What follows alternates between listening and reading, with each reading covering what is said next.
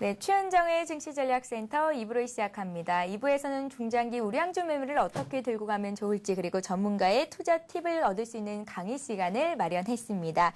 자, 2부에서는 싱크풀의 비숍님과 함께하겠습니다. 비숍님 안녕하세요. 안녕하십니까? 예, 안녕하세요. 자, 2부의 첫 코너죠. 시청자 여러분들과 함께 만들어가는 포트폴리오 시간입니다. 비숍님의 포트폴리오 여러분들 관심 갖고 계시다면 어떤 종목들로 채워져 있는지 알 수 있으실 텐데요. 먼저 갖고 계신 종목들부터 살펴보도록 하겠습니다. 네, 비숍님의 포트폴리오입니다. 네오피델리티가 20% 있고요. 팅크웨어가 30%, STX 페노션 25%, 그리고 SSCP가 15%, 그리고 현금 비중이 한 10% 정도가 있으십니다. 자, 먼저 비숍님, 네. 이 종목들을 매수하신 지가 얼마나 되신 거죠? 일주일 됐죠. 일주일 정도 됐죠. 수익률이 상당히 좋은 걸로 알고 있는데요. 예. 종목별로 어느 정도의 수익률을 보고 있는지 좀 확인을 하고 가겠습니다. 네. 예. 네, 먼저 STX 페노션부터 좀 볼까요? 예. STX 페노션은 실제로 이제 더 수익이 났었다가요. 예. 지금은 조정을 받았고요. 조정을 지난주로 마무리를 했습니다. 그리고서 이제 오늘부터 다시 상승 출발하려고 돌아서고 있는 패턴입니다. 거의 모든 중장기 투자자들이 알고 있겠습니다만은 수익이라는 건 자라는 시점이요. 막 태어나서 바닥에서 우리가 캐치를 하고 올라가는 그때가 가장 느리고 답답하고 조정도 많이 받습니다. 현재가 제일 수익이 낮은 구간이라고 보실 수 있겠고요. 이제서부터 이제 오늘서부터 다시 위로 점증해서 올라가는 구간이 이제 좀 더 나은 속도감을 얻을 수 있는 수익 구간이 되기 때문에 사실은 수익이 이미 낮고 조정받고 다시 상승하고 있는 이런 패턴으로 가고 있습니다. 다만 지금 쫓아오실 수가 없습니다. 참고를 하실 수가 없고요. 이런 부분이 있기 때문에 제가 지금 말씀드리고자 하는 거는 이제 좀 더 상승 시에 매도하고 다른 종목으로 교체할 수 있는 종목을 이제 이 시간에도 몇 개씩 소개를 해드리려고 합니다.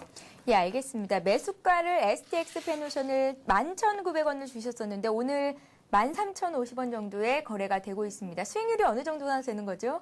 한 20% 가까이 된다고 보면 되겠고요. 예, 일주일 사이에 예. 20%요. 예, 요거는 일주일 조금 더 됐습니다. 열흘 정도요. 예, STX 페노션은 오늘부터 이제 좀 올라가기 시작했다는 말씀을 하셨는데 시청자 여러분들을 위해서 다른 종목들도 조금씩 말씀을 해주신다는 말씀하셨습니다. 다음 종목 볼게요. 네오피델리티가 매수가가 12,600원이었는데요. 네네네. 예, 요것은 이제 더 많이 올라갔었습니다만 14,000원까지. 근데 바닥에서 이탈한 종목이기 때문에 위로 올라가서 뭐 자연스럽게 당연히 예상하고 있었습니다만은 첫 번째 눌림목 조정이 있었고요. 오늘로도 조정이 마감이 돼서 또 이제 상승을 시작했습니다. 현재 패턴을 보시면은 이런 패턴이기 때문에 금일서부터 폭발을 해서 이 종목은 좀 가볍기 때문에요. 이제서부터 수익을 기대하시면 되겠고요. 여러 차례 말씀드렸습니다만은 이 종목 같은 경우에는 2만 원까지 목표를 좀 설정을 하시고 단기간에 급등주로서 접근을 하셔서 최근에 장이 혼란스럽기 때문에 수익 내기가 쉽지 않거든요. 그러니까 가만히 몰고 나가시면서 어떤 종목 하나는 좀 급등 양상을 봐야 됩니다. 제 포트 중에 종목이 두 개인데요. 팅크웨어와 네오피델리티 두 종목이 단기간에 급등을 할 수 있는 패턴으로 깔아놨고요. 조정을 마무리하고 오늘부터 출발한다. 두 종목 다 공이 똑같이 움직이고 있습니다. 예, 알겠습니다. 네오피델리티 같은 경우 매수가를 12,600원 정도 주셨었는데 현재 13,750원 보합권 내서 움직이고 있습니다. 8% 정도 이상의 수익을 보고 계신 걸로 확인이 되고 있습니다. 다음 종목은 SSCP인데요. 비중이 좀 작았던 종목입니다. 이 종목은 네네. 어떻게 흐름이 연출이 되고 있나요? 네, 말 그대로 바닥권에서 우리가 붙잡았고요. 그래서 꾸준히 오르고 있습니다. 현재 한 10% 정도 올라간 것 같습니다만은 뭐 당연히 이제 앞으로 다가올 일은요. 당연히 눌림목 조정이 있습니다. 그래서 2, 3% 정도 밑이 이제 밀릴 거고요. 현재 상태까지는 뭐 지속적으로 막 올라갑니다. 이거야말로 정말 중기적인 패턴의 관점으로 보셔야 되는 종목인데요. 중기적으로 보기 싫으신 분은 이제 오늘쯤에 끊어주시고요. 내려오면 다시 사시고 이렇게 하면 되겠는데 중기 패턴이라는 건 직장이나 이런 부분이 바쁘시기 때문에 그냥 두는 패턴이기 때문에 전제 조건은 뒤로 백만 안 하면 또 수익성이라는 건 점점 빨라지거든요. 잘하면서. 그러니까 지금 이제 겨우 시작해서 한 10% 담치 올라갔고 다음 순서는 하루 이틀 내리 누르고요. 그 다음에 다시 이번엔 좀 더 빠른 속도로 올라가고 그런 패턴에 바로 직전, 꺾이기 직전이라고 보시면 될 것 같습니다. 예. SSCP 같은 경우는 오늘까지 10% 이상의 수익을 올리고 계십니다. 마지막 종목이죠. 팅크웨어 30% 비중, 가장 비중이 컸던 종목인데요. 네네. 이 종목의 흐름은 어떤가요? 이것도 단기간에 승부주라고 봐야 되겠습니다. 예. 중장기 패턴도 좀 믹싱을 했습니다. 바닥권에 있는 중소형주기 때문에요. 발굴을 했다고 봐야 되겠죠. 파묻혀 있는 흙 속의 진주를. 그래서 바닥권에서 치고 올라간 부분을 타붙었는데요. 마찬가지입니다. 더 급등을 했다가 현재 조정을 득하고 오늘이 매우 중요한데요. 오늘 부분에서 위로 치고 올라가게 되면 동사는 2만 원까지 다이렉트로 쏜다 이렇게 볼 수가 있습니다. 위로 더 이상 거칠 것이 없는 부분을 타넘기 때문에 더 많은 수익이 났고 지금 눌려놓고 뭐 중장기 패턴이 있다면 여유 있게 가만히 홀딩을 하고 있는데 오늘서부터 급등을 하게 되면 뭐 2, 3일 내로 수익 실현을 한다 해도 17,000원의 1차 걸림선이고요.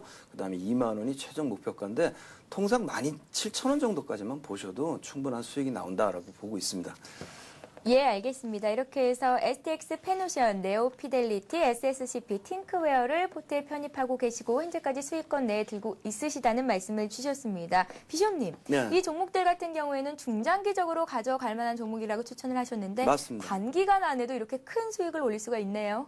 그렇죠. 근데 예. 중장기 패턴을 우리가 잘못 알고 있는데 뭘 하다가 잘못해서 속칭 물려서 중장기가 되는 경우보다는 대부분이 그렇지가 않을까요? 그렇죠. 예. 그거는 뭐 엄밀한 의미의 중장기 투자는 아니겠고요.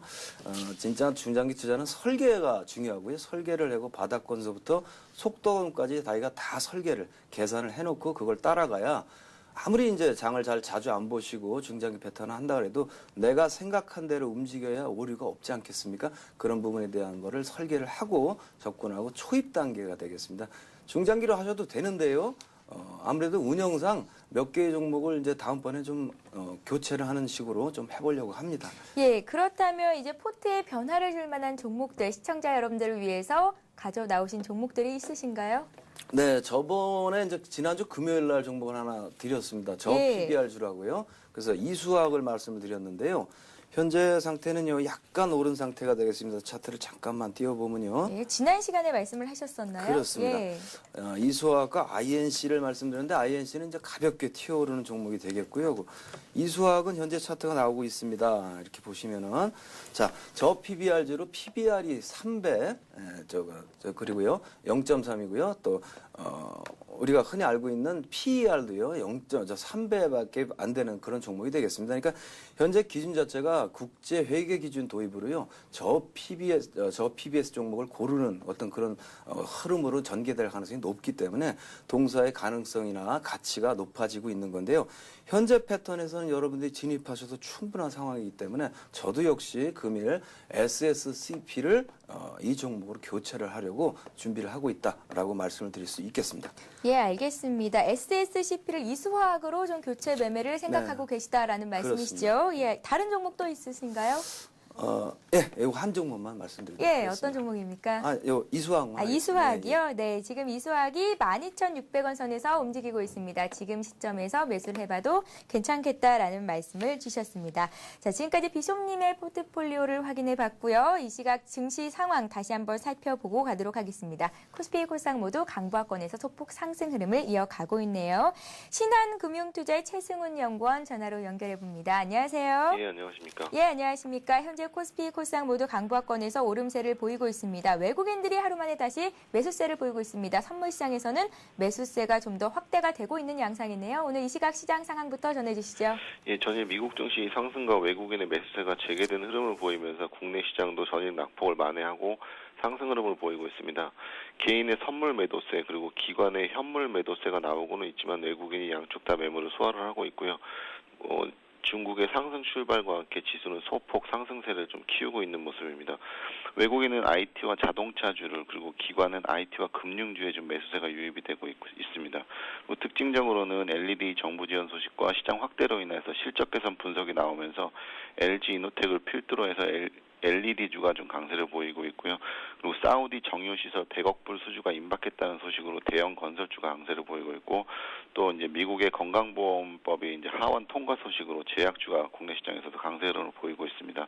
그리고 코스닥 시장에서는 조선손재나 이미지스, 스펙 관련주 등 기존의 급등주가 재차 강세를 보이고 있지만 여전히 좀 투자에는 좀 주의를 해야 될 것으로 보이고요. 그 밖에 통신 장비주와 다날 등 휴대폰 결제 관련주가 코스닥 시장에서 강세를 보이고 있습니다. 예, 오늘 코스피 코스닥 시장에서 강세를 보이고 있는 종목들, 업종들을 좀 정리를 해주셨는데요. 오후장 투자 전략을 세워야 봐야 할 것 같습니다. 현재 말씀해 주셨던 그 종목들을 매수를 해봐도 좋을지 아니면 들고 계셨던 분들은 차익 실현을 해보는 게 좋을지 오후장 투자 전망 부탁드리죠. 예, 금일의 흐름도 여전히 시장의 방향성은 외국인 매매와 중국의 흐름에 따라서 장중의 방향성이 움직이고 있는 모습인데요. 최근 인도의 금리 인상 소식으로 이머징 마켓의 출구 전략 그리고 25일 예정인 유럽 정상회의에서 그리스 문제의 해결 방안이 불확실할 것이라는 예상 때문에 외국인 매매가 다소 위축될 것으로도 예상을 했지만 금일 매수세가 다시 유입이 되면서 일단 오후장도 시장의 흐름은 안정될 것으로 생각이 됩니다. 그렇지만 최근 시장의 종목별 차별화가 심화가 되면서 개별적 호재를 보유한 업종이나 외국인 수급상 우위가 보여주는 종목군만 강세를 보이는 흐름이 나타나고 있기 때문에 종목별로 압축된 투자가 좀 필요해 보이고요. 오후장에서도 이런 흐름을 감안하여 아까 언급드린 LED를 중심으로 한 IT주 그리고 자동차와 자동차 부품주 그리고 실적 개선이 기대가 되는 건설주와 철강, 조선주 등 대표 종목에 집중적으로 종목을 슬림화해서 투자하시는 것이 좋아 보입니다. 예, 알겠습니다. 지금까지 신한금융투자의 최승훈 연구원과 함께했습니다. 고맙습니다. 네, 감사합니다. 예, 자 다음 코너는 성공적인 투자의 지름길이죠. 전문가의 강의를 들어볼 수 있는 시간입니다. 반드시 이기는 투자법 시간인데요. 잠시 뒤에 뵙겠습니다.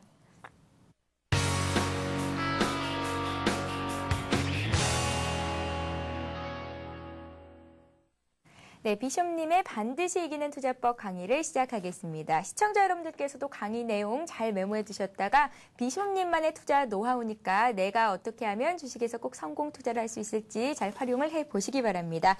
자, 그간 3등분법에 대해서 배워봤었는데요, 비숍님. 네네. 비숍님만의 투자 기법이었잖아요. 오늘은 그렇죠. 어떤 내용들인가요? 3구간법이라고 좀 얘기를 해도 되겠습니다. 예. 3등분법은 이제 똑같은 간격이 되겠는데 그냥 알아듣기 쉽게요. 3등분법으로 이름을 정했다라는 걸 좀 말씀을 드리고요. 3구간법의 특성이라든가 또 이거를 얘기를 해봤는데 보다 디테일하게 얘기하면 한참 말이 길어지겠습니다만은 일단 개괄적으로 알고 넘어갔고요. 여기서부터 파생이 되면서 여러 가지 안에 우리가 익히 알고 있는 여러 가지 패턴들이 나오게 되고 그걸 공부를 하나하나 해 나갈 것입니다. 먼저 오늘 말씀드릴 내용은요. 3구간법을 나누는 실익이 뭐냐? 왜 이걸 나누는 게 좋으냐? 나누는 사람하고 나누지 않는 사람하고 어떤 차이가 나느냐라는 부분에 대한 걸 잠깐 언급을 하고요. 두 번째는 드디어는 이제 3구간법의 안에 내용으로 좀 들어가서 기준선이라는 부분을 우리가 설정을 합니다. 지지선, 저항선, 매물선 등이 되겠죠. 이 세 가지가 같은 것인데요. 이것들에 대한 이야기를 좀 디테일하게 진입해보고 시간이 허락하는 데까지 그 부분까지 오늘 말씀을 드리도록 하겠습니다. 예, 알겠습니다. 3구간법이라고 말씀을 하셨습니다. 실익 어떤 것들이 있을까요? 예, 먼저 차트를 잠깐 보시고요. 제가 실제로 매매를 했던 종목이 되겠습니다. 지금 차트가 나오고 있는데 현대차가 되겠습니다. 현대차요? 일봉인가요? 예, 일봉을 좀 길게 늘여놓았습니다. 네. 진입 시점은요, 현대차가 이제 오바마 대통령이 되면은 아무래도 좋지 않다라는 얘기와 함께 아주 폭락을 했습니다. 그때 들어갈 때 심정은요, 과거에 늘 한 8억짜리 아파트라고 치자. 8만 원이 이제 평균가였으니까요. 8억짜리 아파트가 있었는데 지금 3억까지 떨어졌다고 치면 살래 안 살래라고 혼자 생각을 해봤습니다. 현대차가 망하지는 않을 것이고요. 이런 동기로 들어가게 됐는데 여기도 역시 3구간법을 적용을 했지요. 여러분도 이제 하실 수 있습니다. 이와 같이요. 과거에 바닥이라고 연상됐던 부분이 나오고요. 그렇죠? 그 다음에 들어가면서 아예 설정을 합니다. 몸통 부분이요. 건물 구간을 설정을 해놓죠. 이제 이와 같이 해놓고 우리가 진입을 하는데요. 이때로 돌아가서 이렇게 좀 보시면요. 이와 같이 그런 부분이 나오고 빠졌기 때문에 우리는 이제 편안하게 W자가 만들어지기를 기다렸을 것입니다. 저도 역시 들어가서 기다렸고요. W자가 만들어서 진입을 했는데 한 번 더 흔들어 줍니다. 왜냐하면 여러 가지로 이야기거리가 많이 악재들이 있었기 때문이죠. 내가 매수한 가격을 깨지 않는 한도 내에서는 갖고 있을 수가 있었고요. 깨지 않았습니다. 그리고 나서 이제 더 이상 망설일 여지가 없습니다. 당시에 이제 실제로 했었던 일인데요. 7만 원 부근이 갈 때까지 나는 안 팔어라고 이렇게 마음을 먹게 되었고요. 그리고 쭉 올라가서 7만 원 부분에 커트를 해줬죠. 한 번요. 그리고 나서 가볍게 접고 다시 상승을 하는 패턴을 확인을 했습니다. 수급적으로 이거는 곧 뚫겠다라고 봤고요. 뚫어놨습니다. 그래서 매수를 못했고요. 다시 눌림목이 있을 거다라고 봤고요. 눌림목이 오기 때문에 얼른 샀습니다. 여러분도 하실 수 있습니다. 이렇게 간단한 지식이거든요. 비숍님, 예. 눌림목이 올 것이다라는 예상을 하셨다고 했는데 네네. 기간이 어느 정도 되신 거예요?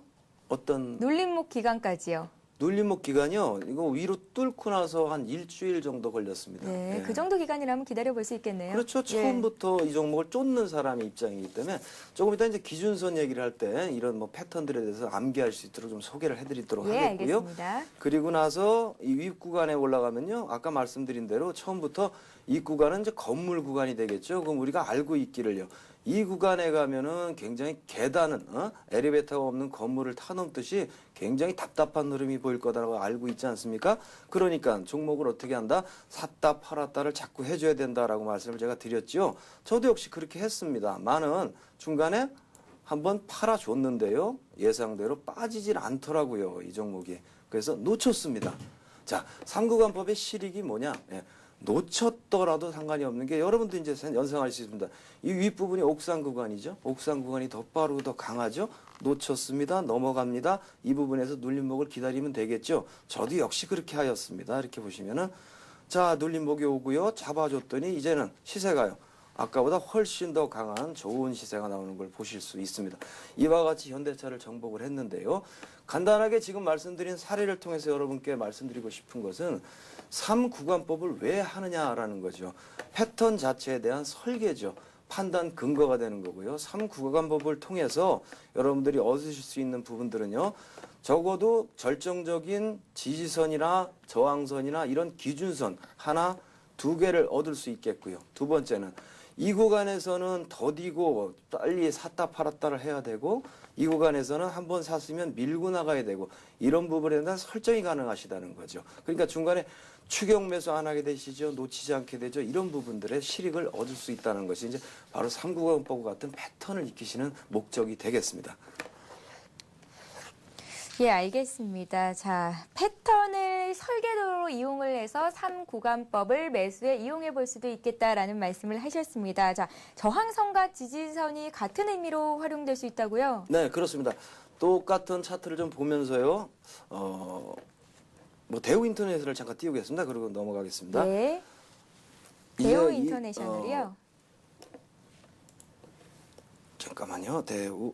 역시 3구간법으로 나눌 수가 그렇죠. 있겠죠? 언제나 네. 출발은 그렇게 나눠서 출발을 하시게 되고요. 하나의 패턴인데 제가 주로 쓰는 패턴은 3구간법 이외에 두세 개 더 있는데 주로 제일 많이 쓰는 패턴이 이것입니다.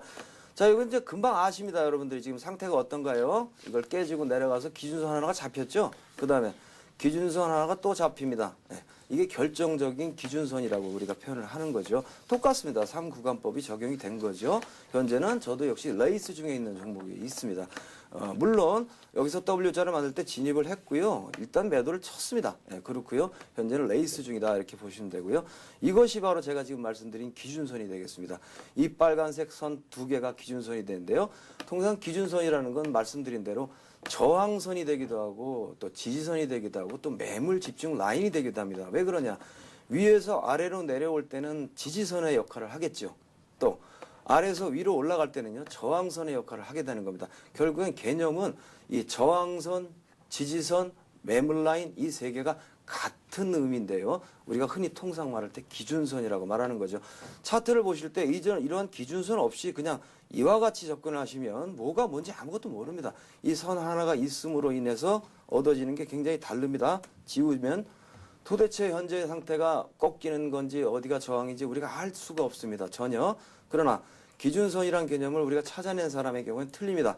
이 부분에서 찾아내신 다음에요. 차트 상태가 여기까지 왔을 때 이 사람은요. 어디서 가면 꺾인다, 저항이 온다는 걸 알고 있죠. 이미.